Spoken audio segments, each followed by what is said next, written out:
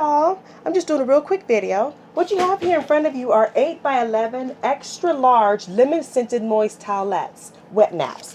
They come in a case of 500. As you can see here, I put them in individual bags. They're about 50 per bag.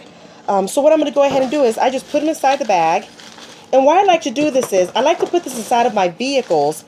And the reason why is so that while we're out camping or while we're out on the road, I can easily be able to distribute them out and we can be able to have clean hands. So this one obviously isn't the pack of 50, but this is what I have left out of all of them. But you see I have a bunch of packages here, and I'm planning on putting one inside of the RV so we can be able to use it when we go on our barbecues.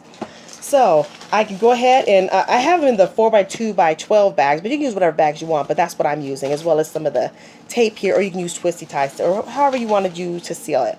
But here it is I have in the box, and I easily be able to take one, have some inside the car, as well as I was thinking of putting it inside for the RV so we could have it for barbecues. Thank you so much for watching.